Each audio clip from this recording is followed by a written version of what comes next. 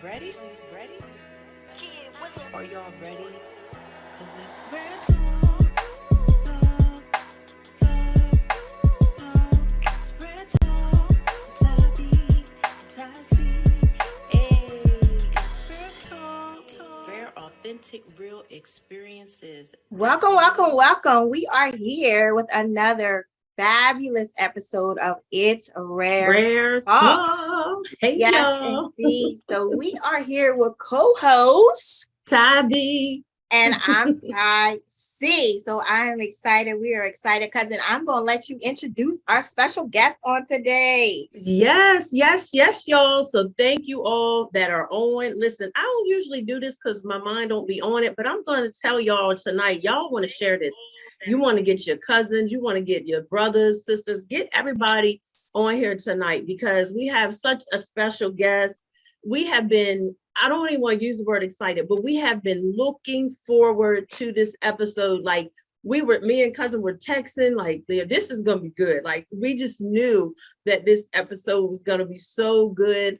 Like I said, we've been looking forward to it. We were talking earlier about this young man, even comments and people were sharing the post, that he was going to be sharing his story on tonight.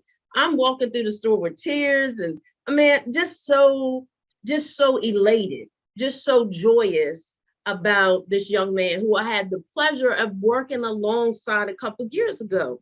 And so, y'all, I like to introduce to some and present to others, none other than Mr. Andre Childs.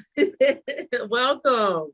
Welcome, welcome, welcome. We are excited. Cousin, thank you so much for the connection with Mr. Childs, and Mr. Childs, once again, we just want to thank you for being here.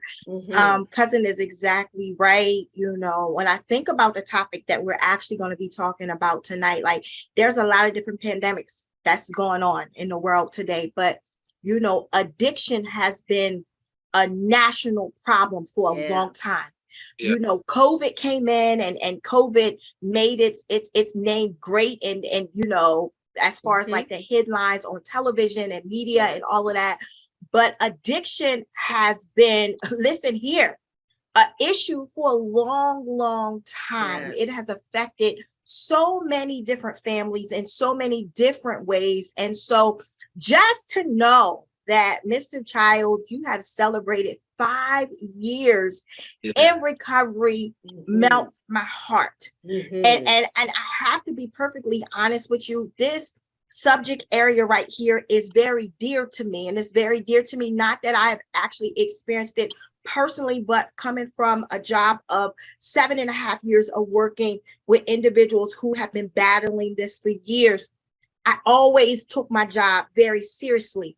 Right. And so to be able to talk about this matter tonight on It's Rare Talk, listen here, I am elated. I am excited.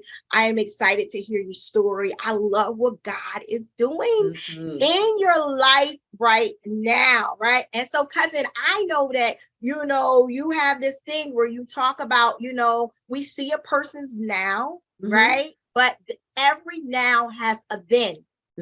And so Mr. Childs is here with us today to take us back to his then. And so I'm excited for his transparency. I'm excited for the support that he has had along the way. Andre, that's absolutely amazing.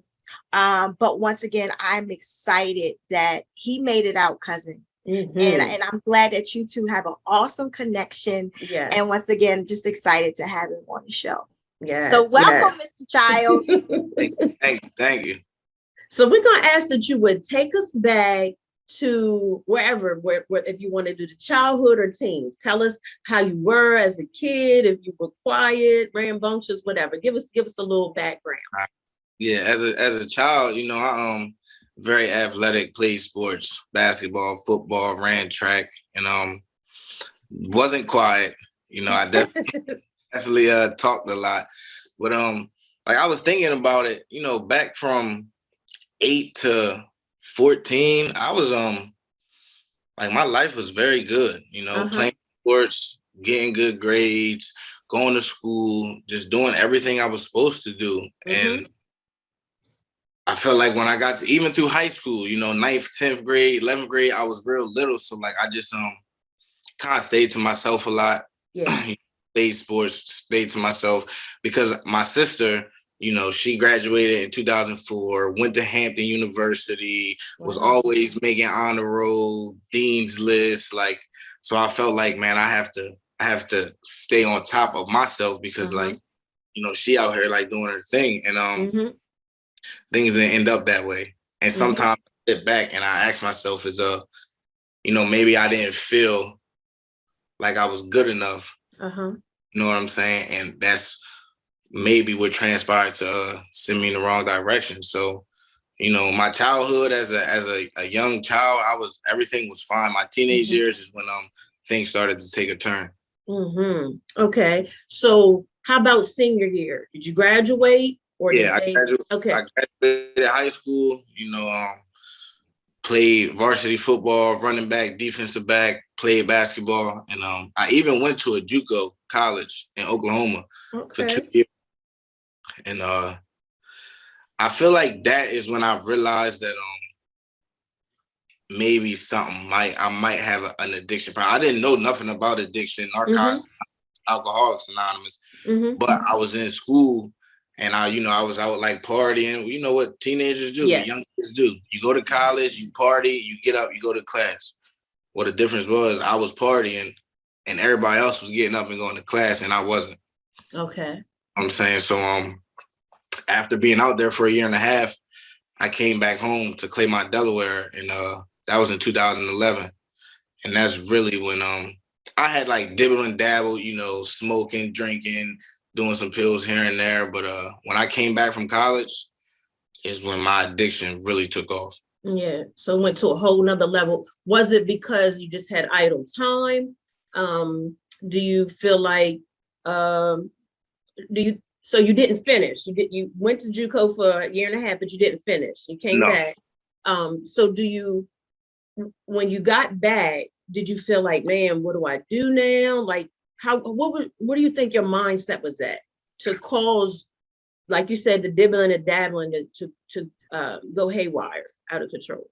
You know, a lot of the people I graduated with and family members, everybody went to college, graduated, you know, got a degree, or if not got a degree, like had a career. And I felt like I came back to my hometown and I just was in the mindset as like, what's next? Yeah. And a lot of the people that I hung around were, you know, they would have a job, but they also was, you know, in the streets selling drugs and getting high. And, you know, they say, you are who you hang around. If you hang around 9 people that's doing drugs and selling drugs, and you the 10th person, it's probably what you're going to end up doing. And that's just where it started. I would work here and there, but a lot of my homeboys from back home, man, like they got high.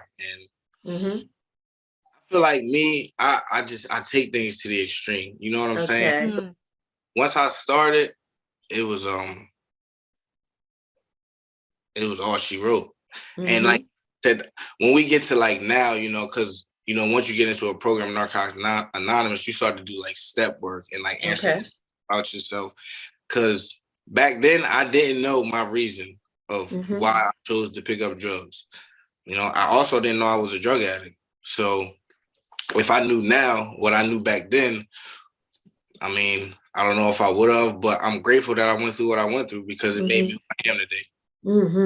Absolutely. I love that. You just said a lot. Right there in what you just said. Like, you said, I didn't know I was an addict. Because a lot of times when we in the midst of something, it's a couple of things: denial, or not just wanting to associate ourselves with something that has such a strong, you know what I mean, look to it, you know. But you said, I didn't realize I was an addict, you know. So let me ask you a question. If you don't mind sharing, what was your gateway drug? What was that first drug that led? Because you said, listen, I take things to the extreme, right? And I've heard a lot of people saying that from working in this field, you know, with other individuals. I've heard that, you know. So what was that first drug that took you into that place of, my God? Yeah. All right. So the first drug I ever did, right? Marijuana, smoking weed, drinking. But I would do, Xanax or perks here and there. But the first time I did opiates, like I sniffed a bag of dope, it gave me a whole different feeling. And I feel like from the first time I touched that drug is when I said to myself, like, this can get dangerous very quick. But in my mind, right, I'm telling myself that like I'm not like these addicts that walk around here and can't work and don't have no money and don't care about how they dress. I was telling myself like that's not me. So if I want to do this, I'll be able to do this and live a normal life. It didn't work out that way. Yeah. I was going to ask you exactly what we think so much alike, but on to the next question. So were you able to keep it from your family, or when did they find out? So for a while, I hid it from my family, but like my mom is, I'm a mama's boy. That's my dog, that's my rider, that's my my best friend. And I would come in the house some nights and she would see me and she would ask me like, what's wrong with you? I'm just tired. And but my drug use progressed from sniffing dope to like using needles. I shared about this on my anniversary. One specific time, man, I had left some needles in my closet, and my mom, she knew something was going on with me. She knows me. I walk in the house, eyes bloodshot, or my pupils all pinned. She knows something's going on, and she looked through my closet and she found a pack of needles, and she said to me, "We got to figure something out, because my mom. She's like, I'm not gonna let you die in these streets from using drugs." And it got to a point though that like even when my mom knew and my dad knew and my sister knew, like it didn't matter, because now I'm all in. You know what I'm saying? No matter who knows, no matter what people think, I don't care about keeping a job. I don't care what my family thinks. Like I'm in the midst of active addiction. Like I'm all in. Yeah. So it doesn't matter to me, family events, going to birthday parties, Thanksgiving, Christmas. I'm going in there high at the table, nodding out, falling asleep, and just not caring. So let's talk about that right there, cousin. I want to, because I feel like a lot of times, and after having conversations with different parents of individuals who are active in addiction or struggling with addiction, sometimes if you have never walked that pathway, you don't know what to expect. You don't know what to think. You know what I mean? All you know is that you see your loved one in a situation that's not good, right? Yeah. And so I heard him say, listen, at that point in my life, all I cared about was my addiction, right? And it's because that disease takes over, right? And so that person that they actually seen coming to the dinner table and things like that, it was taken over by a different force. Yeah. Yes. Right. And that thing, I heard what you say. You was like, in the beginning, when I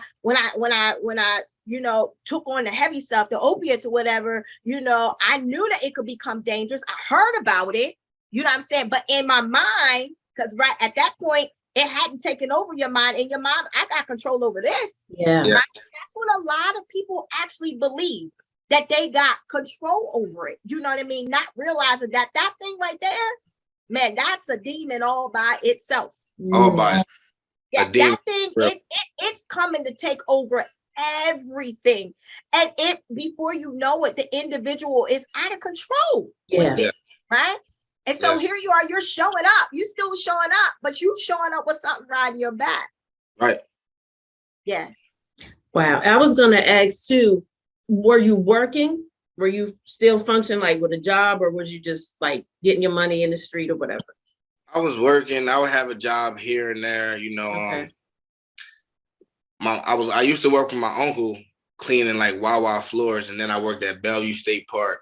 Worked there for about 4 months, got fired. Worked at Stanley's, a restaurant. Worked there for about 7 months, got fired. I would have a job, but I could never keep a job, because if I woke up one day and I didn't have no drugs, there was no way I was going to work. And if I did go to work, I would try to find a way to either leave work and go use, leave work and go find some money, steal some money and go use. It was just, I couldn't keep a job if I didn't have drugs. I couldn't do nothing in life.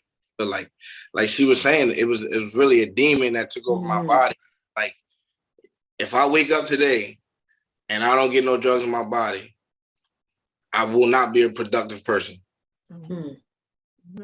It had you like that. And so what's your age range during this time? I would say when I was deep in my addiction, 19 to 25. Wow. Wow. 19 to 25. Okay. Mhm. Okay. And so during that time, did you ever seek out like try to get any help that, I know your mom was on you and your family, but did you ever go into a facility at that time? Did you ever try, how, because sometimes somebody would try something for 30 days and that didn't happen. So did you try anything? I went to a treatment in Pennsylvania in 2014. I went 2 different times. The first time I went, I completed. I stayed there for 18 days. But at this point, I really was just going because I was trying to make my mom happy. Mm-hmm. You know what I'm saying? And I knew in my mind that like I was on like a little vacation. The day I left that rehab, I used. Mhm. And my mom is one of them type of ladies where like, okay, I'm a grown man. She telling me when I can and can't leave the house. And in my mind, I'm like, I'm not. When it comes to getting what I want, I'm going to do what I want. And she would try to keep tabs on me and try to get me jobs to work with people she was close to. But at the end of the day, the only way I was going to stop using is when I was ready. So I went to that treatment for 18 days, completed and used. I went back to that same treatment in 2015, and I was there for 3 days, and I left. And I got high as soon as I got in the car with the person that picked me up. Before we get deep into the interview, I need to shout out your mother. Yes, Mom. Right? I've never met your mom in person, never had a conversation with your mom, but I need to shout her out, right? And is your mom Miss Wanda? Yes. The reason why I want to say that is because like I told you prior, I was reading the comments on our Facebook page, and I can tell that your mom loves you. 100%. I can tell that your mom is one of your biggest cheerleaders. And from a mom to a mom, I get it. Yeah. Right? All she wanted to do was protect her seed. That's it. Right? And she was riding with you. I want to tell you something. Consider yourself blessed, because I've seen a lot of individuals whose support system fell off because they couldn't handle the fact that their child was in active addiction. Mm-hmm. And so for your mom to continue to ride that thing out with you to the point to where you are now, listen, Miss Wanda, shout out to you. Shout out to you. And so I just wanted to stop and say that and give her flowers. Wow. She's here. I'll add to that, because working with Andre, I know he loves his mom. He loves his mom. He's very family oriented. Yeah. And so I just wanted to highlight that we know mom did her part, we know this was not her fault or her doing. This was choices that you made, Absolutely. When you strong-willed and you have this mindset, I'm going to do what I want to do. That's, what I'm saying? Because even us, I guess we could call ourselves mama bears, because our kids are grown. My youngest is 16, but I'm still like that. Andre, me and Tonette, our boys they're knocking on 30, but we still like, where you, you know what I mean? Where you at? Because it's a different world, you know what I mean? Yeah. And I commend your mom for that. I'm not losing my son, because that's our mindsets with our boys, you know what I mean? So yeah, that's a lot with that. Yes. A lot with that. But I like what he said, cousin, not to cut you off. No, he said, first of all, he respected his mom enough to try to go, for the simple fact because he knew that would please her. Yeah. But to all of our viewers and individuals who are active in addiction right now, because cousin, we here to throw a line of hope. Oh yeah. Right, Andre, that you are part of the line of hope for individuals who still are part of your then. See, you've crossed over, but it's still some individuals that's still fighting in that place that we're talking about where you used to be. And so what you are doing now is you are physical hope for people to show that I've been there, done that, understand it all, right? But I also know that there is a way out, right?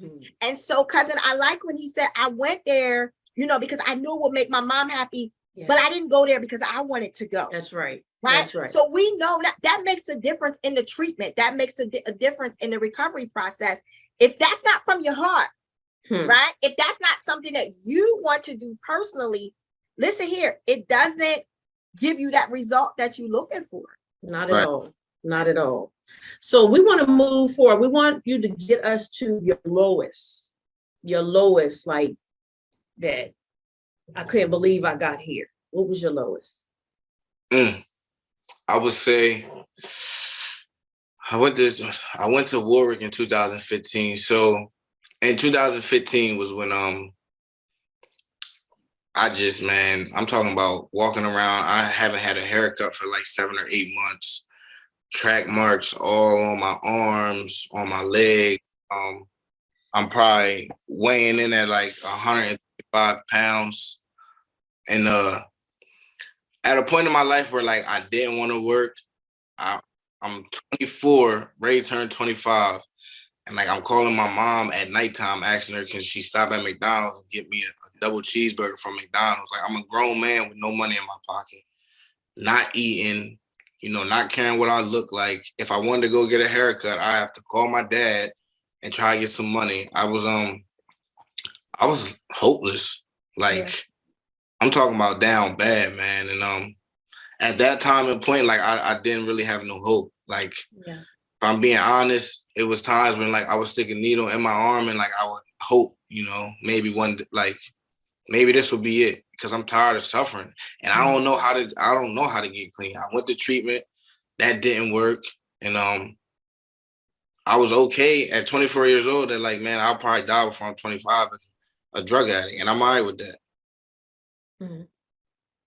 But in all reality, I really wasn't okay with that. I was just so far gone in active addiction that I just didn't want to live no more. Jesus. Jesus. The battle became that severe. Yeah.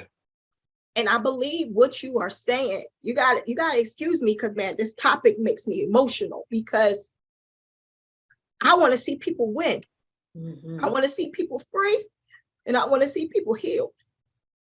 And I believe what you just said is what a lot of people feel on the inside. Yeah. You're speaking, you are able to verbalize now what so many people really want to say. Yes. Right? But you said, I'm saying this, but this is not, there's another part of me saying that I do want to live, but I can't kick this thing. Yeah. I think it's too heavy. This thing has overtaken me. This thing has taken me to my lowest point of just not caring. Yeah. Right? And so here we are.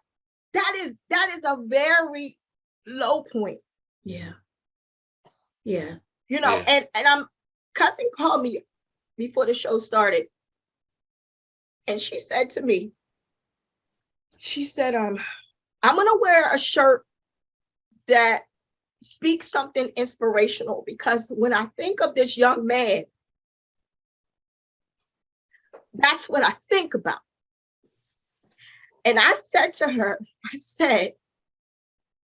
there's a call on his life. Yes. And we're talking about right now where you were at your lowest point. We come to encourage somebody on the day. That's good. You said I was at my lowest point where you say I'm done. Right?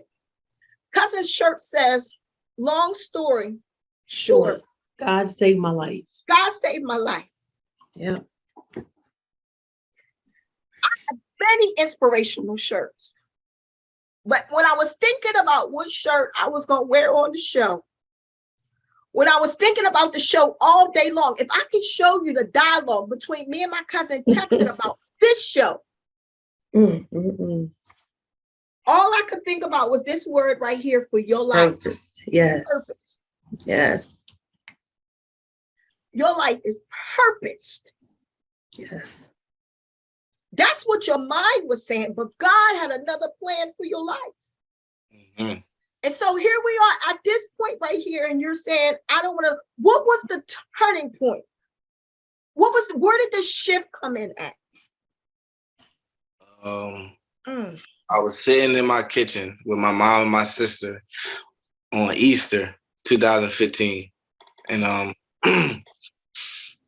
we had Easter dinner, just me, my mom, my sister, and my nephew. And I remember, man, my sister sitting at the table, like she's also one. You know, my mom, my whole family supports me very. But this particular moment, it was me, my mom, and my sister sitting in my mom's kitchen, and I just remember like my sister just crying and asking me like, "Why can't you stop?" She's like, "I don't understand. Why do you have to live like this? Like, why can't you do something different? You've been to treatment, it hasn't worked.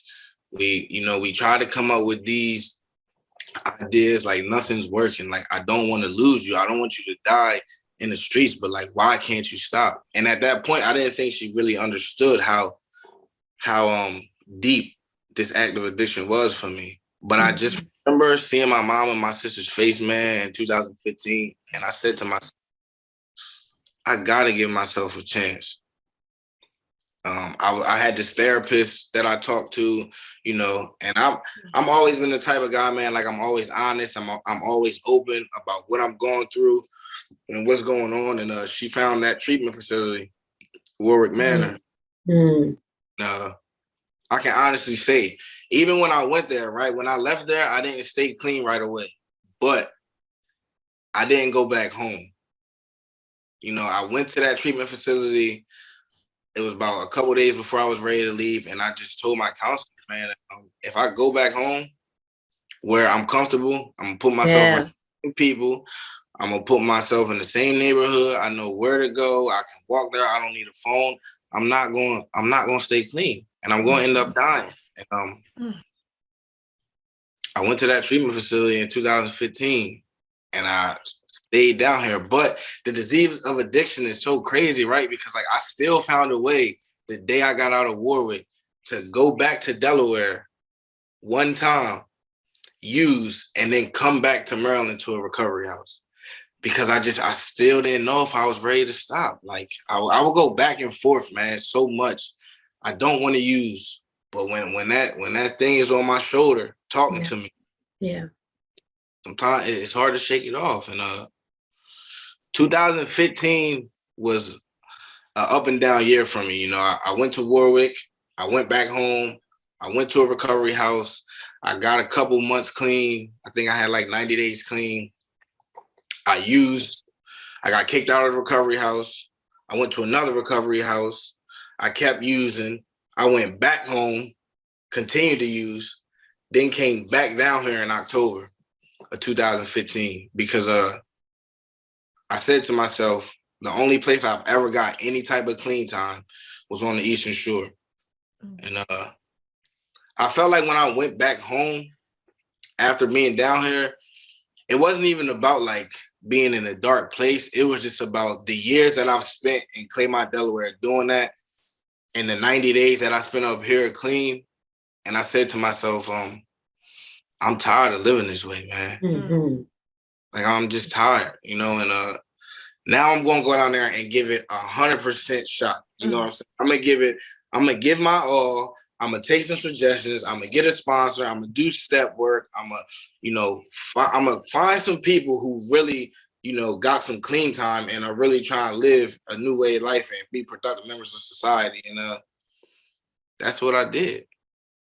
And, you know, my story, relapse is a part of my story, right? Like I had years clean from October 2015 to October 2017, and then I relapsed after having 2 years clean.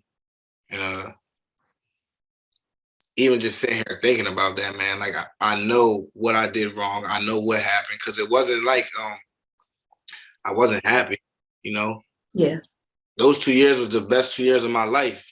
But for me, when I started dealing with somebody back home, and I like kind of like disconnected myself from the program of Narcotics Anonymous, from my the people in my recovery house, my sponsor, my sponsees, and I started hanging back around with the same dudes I hung with when I was in active addiction. But I thought I was okay because I had 2 years clean.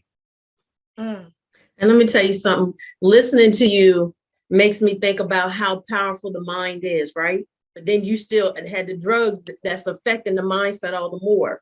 You know, they always say a mind is a terrible thing to waste, but the mind is very powerful. That mind have us doing all kind of stuff. But I commend you sharing that part, because a lot of times you know, we can miss detail, and you just shared some detail right there. And like cousin said, we just appreciate your transparency so much. And we definitely believe that you're helping some people. I want to share something with you that I realized about the word recovery, because we hear it, but a lot of times people just think what people have their own, you know, definition of what recovery is. But this is what I found out about recovery. It's about the get back. That's in Latin, that's what it is. It's get back. It's getting back and getting back what we lost. Now, my struggles weren't your struggles. I don't have your story, but I definitely had some things that I had to recover from. So I had to get myself back together, my mind, you know, healing, all that stuff. Everybody has a different journey, and this one just happened to be yours. But I think about how, you know, you persevered, you know, even when you didn't know what that was going to look like, you know, and you could have just quit and gave in. But, and as cousin said earlier, God had a plan. Even when you thought that needle, one of them last needles was going to be it, God said, not so. See, when he has a plan, it doesn't even matter what the enemy does. It won't work. It'll form. It might even manifest, but it doesn't mean it's when God has when you're sealed, like when you're chosen for such a time as this, the enemy he can only do so much. But just the fact that you kept persevering, and guess what? God knew all along that heart. He knew your mind was doing its own thing, but he knew deep down you really didn't want to die. Like you thought you did, but inside you really didn't want to go out like that. Nah, you didn't want to go out like that. And so I'm just so grateful to God that I was able to, you know, work alongside you. So we're gonna move into, you know. Hold on 1 second, cousin. I just want to share one. I listened because words mattered. Yes. I listened to him say, I went to rehab because of my mom. Mm-hmm. And then I got to a low place. And then I heard my mom and my sister. I heard. Then I heard him say he got to talk with himself. Yes. Mm-hmm. I'm tired of this. Yes. Mm-hmm.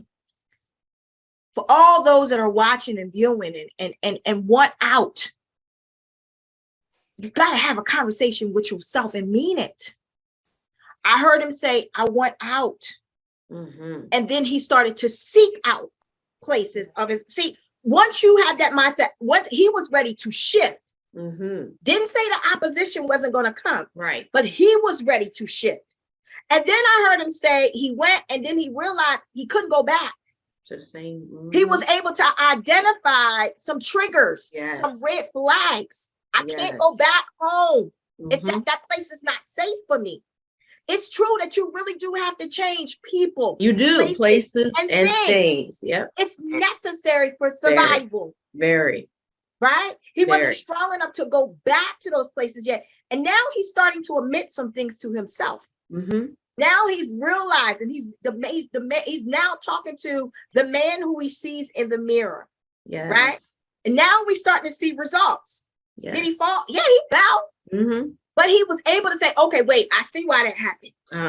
No longer making excuses. That's right. All right. But so he was trying to find solutions then. That's basically, it was the like mindset has shifted. That's right. You got to shift the mindset. It's important to shift the mindset. Yep. Right? Until you shift your mindset, it don't matter what nobody say. Mm-hmm. That's it. And also another thing is the shifting of the mindset allowed room for God to move. Yeah. See, I believe there's a lot of people that addiction, and Andre, you can, you know, comment on it. There's a lot of people that addiction has took out of here. Oh, yes. Yeah. A lot of individuals have died, unfortunately, from overdose. Mm-hmm. It's happened. It's true. I believe God had a plan for all of their lives. That's right. Come on now. There's a plan for everybody's life. But listen, he can't work where we don't give him room to work. Mm-hmm. When you shifted your mindset, because what you don't understand is, listen here, there was a word that was spoken over your life. Yes. And I'm assuming from reading a message, right? Your mom commented and said, I'm so proud of you, son. And then there was a pastor who commented last night. I'm reading these text messages, and I'm telling you right now, Andre, my spirit was jumping. Yes. There was a pastor who then commented and said that she was proud of you. I don't know this pastor. She said that she was proud of you And she said that the Lord is going to do great things in your life. And she told your mother that she was proud of you and she hasn't seen nothing yet. Your mom came back and spoke the words that you spoke over his life. Yes. I need you to hear what I'm saying. This is why I know you have purpose. This is why I know God saved your life. There were some words that were spoken over your life. Your mother said the words that were spoken over your life helped her during the most difficult times of your life. There was a word, right? And so what happened is when your mind shifted, now you have given God room to work. Yes. And every word that has been prophesied over your life, as long as you give God room to work, I want you to hear what I'm saying, young man, because I believe the world ain't seen nothing yet. Everything that you went through, it was for your good. And that's what you're going to help somebody else. But everything that has been spoken over your life, as long as you give God room to work, he can work. You ain't seen nothing yet. You have not seen nothing. I want you to hear what I'm saying. You have not seen nothing yet. Yeah. This is the beginning of great works for you. Yeah. And everybody does have a yet, but the yet is based on your yes to God. Your yes, because he doesn't force anything. Right. You know, and as cousin said, your ministry may not be behind no pulpit, but you definitely got a street ministry and on the court. That's because you sharing your testimonies, helping other people. You know what I mean? You saving folk when you open your mouth. That's why you can't be quiet. Right. You can't be quiet. So when I called you, when we were talking about our shows and our topics, so we're strategic. We don't believe in just doing anything just to be doing it. That's not where we're at. Everything that we do has to be purposeful. So when we were talking about one of the topics was recovery, and we were like, who do we, you know, and God instantly put you on my mind. And so cousin asked me like how many years you have been clean. And I told her, and she was like, are you sure? I said, all I gotta do is ask. I'm gonna ask. And so when you responded back and you called me, you was like, with no hesitation, yes, I'm ready. I'm gonna do this. And let me tell you something, because you did this, this is another leap. You're overcoming all the more. Every time you share it, you are overcoming. And I love when you were talking about the steps in the step program. So that's what every day is. It's one step at a time. It's not about getting to the end right away. It's step by step. And you definitely have a calling, and you definitely matter. And I just think about your now, because working with you, and I didn't grow up around you, only knew what you shared with me, but working with you, I seen, you know, how you were so family oriented. You would bring your nephew on the trips and stuff like that. And, you know, just being hands-on with the kids, very manneral, you know, you have your mannerism. Like, so I know mom put in that work. You know, you were a gentleman. And I wanted to publicly say that you were a gentleman. We worked in close proximity. You were a gentleman the whole time. And the only thing I would want you to change, you can drop the miss and call me sis, okay? Because she's like, oh, don't make me feel so. just call me sis, okay? Okay. Yeah. But I got you. I've been able to experience your now with you, working with those, you trying to save them, telling them your story. Yeah. You know what I mean? And so I'm just so elated that this is just a step. You know, you're going to have more opportunities to share. You're going to have more opportunities to be a light and a witness. And we definitely want to bring you on board for some things that we desire to do. So, cousin, I'll let you go, because I'm feeling like listen. So I want to talk about his now. So we heard about that last time that you used, and you was able to identify why, and you realized you had went back into some old places. Take us from that point to now. All right. I celebrated 2 years in October 2017. It was like the second week of October. Then I relapsed like November 1st or something like that. And my relapse was from November to December 6th. My last day using is December 6th. And I'll never forget it, because, you know, I was going back and forth down 301, going to Delaware. And I was driving back. You know, it's like an hour, 45-minute drive. I'm driving back, no music. I had used, and I just was driving on the highway doing about 45 miles an hour, man, no music. with tears coming down my eyes, asking myself, how did I get here?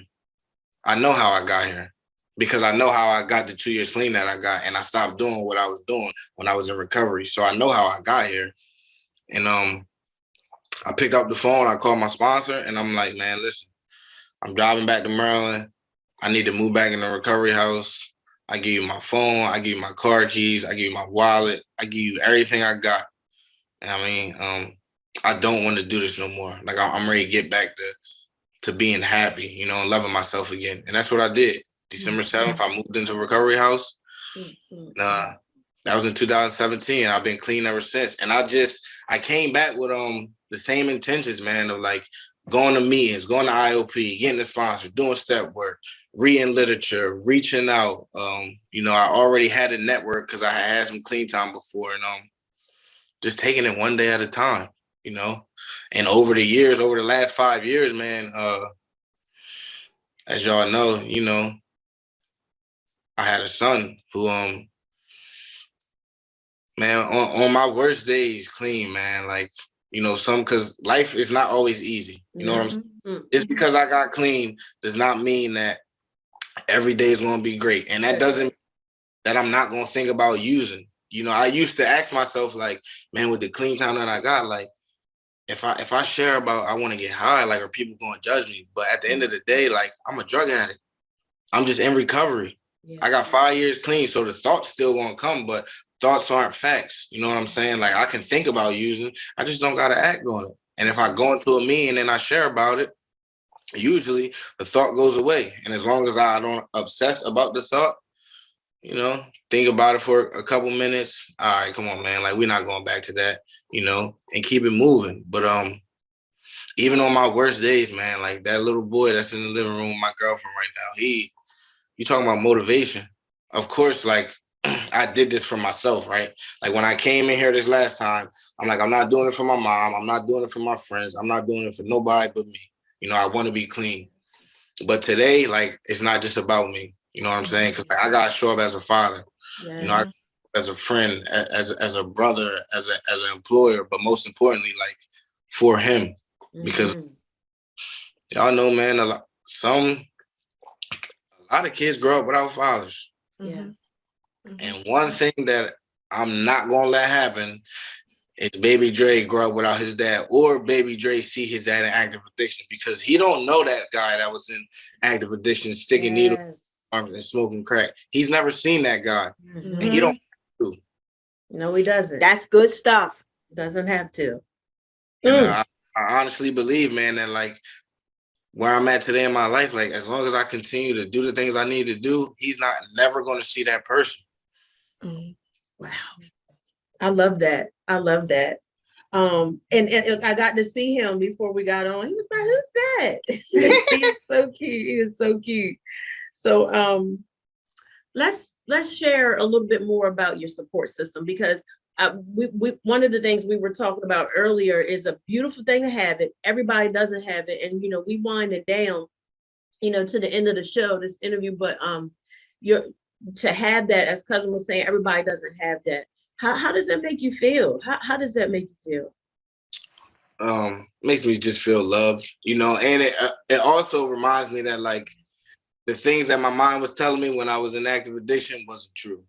You know, that was just me being caught up in the grits, because I could easily say, like, oh, my family don't care about me. My family doesn't love me, so I'm gonna go get high. Like, nah, that wasn't the case, because as you can see, like, my family shows up. I got NA family that's not intermediate family, but I mean, they show up on a daily basis. When I celebrated 5 years clean, man, my family it was like 30 of them that came down here to drive 2 hours to Cambridge, Maryland, to sit in the church and listen to me share my story. Wow. And I truly believe that if it wasn't for my Narcotics Anonymous network, man, like, the guys in my network who I can get vulnerable with, it's been multiple dudes that I'm talking about, I've like real tears cried on their shoulders, or vice versa. And, you know, as men growing up or coming into Narcotics Anonymous, we got this mask on that, like, oh, we can't get vulnerable with another dude. We can't cry to, you know, they'll think we're soft, but like all that, for me, that was just a mask, man. Today, like, all my homeboys in Narcotics Anonymous to tell you that I go in the meeting, I share with them, I share in the meeting, I cry on their shoulders, I cry in the meeting, because like at the end of the day, I'm willing to do whatever it takes to get another day clean. Yeah. Yeah. Yeah. One day at a time, man. That's all we're required to do. That's it. When we try to live more than one day at a time, that's too much. Yeah. That's all. It's too weighty. It's too heavy. Even for those who are not struggling with addiction, all we are required to do is live one day at a time. That's it. One day at a time. And so just know, we encourage all of our listeners, just know if you have that support system, reach out to them. You know what I mean? You don't have to be islands. Yeah. I said, pick the phone up, call somebody. Exactly. You know, a lot of times people suffer in silence by choice, or pride gets in the way. And I'm glad that you even shared about, men can cry, because when you don't shed tears, that keeps you prideful. But God is closest to those that are of a contrite spirit, a broken heart. That's what God, because that's saying, okay, I can get in. It's like breaking up that fallow ground of the heart. God can really get in. And that's all he wants. That's what he wants for all of us, just to be able to come in and love on us and show us that we have purpose. He has need of us. And so we're so, again, elated that you shared this time with us, and all those that, are on here. Anything you want to say that we didn't add, anything you want to share to any of those that are listening right now, or may come back and see this later? Anything you want to say, you have that liberty to do so. Just want to let everybody know it's possible, man. I say that because when I was in my active addiction, I didn't think I could get a day clean. And like today, I sit here with 5 years. So if I can do it, anybody can. You just gotta open up. You gotta get vulnerable. You gotta call somebody. You gotta ask for help. Because the longer you stay quiet, the worse it's gonna get. And I'm saying that with experience, because there were so many times, man, where I wanted to reach out for help, or I wanted to cry out for help, but I didn't want to be judged, or I didn't want to be called a dope fiend or a crackhead or a junkie. But at the end of the day, like, my pride was getting in the way. Because if I would have reached out earlier, thankfully, I'm glad I went through what I went through. But because like you said, there's a lot of people out here dying who didn't reach out. I don't know, I'm ready to bring my son in here real quick. Okay. I want you to bring your son in. And I want to share this with you before you go get your son. I heard you say, I'm just a drug addict in recovery. Right? That's not who you are. Yeah. I want you to hear what I'm saying. That's not who you are. That's who you used to be. Right. From this day forward, every word that you speak out of your mouth over you, speak something different. Yes. Right. You are a man of God with purpose. Right. With a story to tell, who shall live and not die. Right. And declare the works of the Lord. Now, no, speak something that's who you used to be.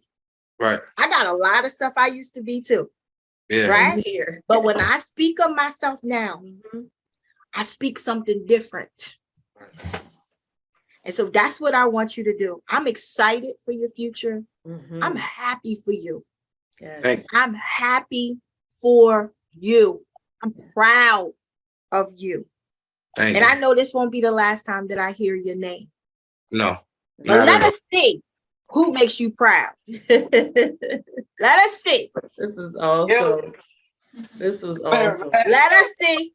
Look, we see the smile on his face already. Let us see. Hey. Absolutely handsome. Hey, little Dre. Hey. Handsome young man. Yeah. Yeah. Listen, we see the smile. No, listen. We see the smile that he actually puts on your face. Continue to be that great father. Continue to make memories with him. Right? Remember what you said. What he don't know, he don't have to know. It's a fact. You continue to make life great for you and him. Thank Hi, little Andre. How are you doing? Nice to meet you, sir. Nice to meet you. It's here. He be talking. Here. Hmm?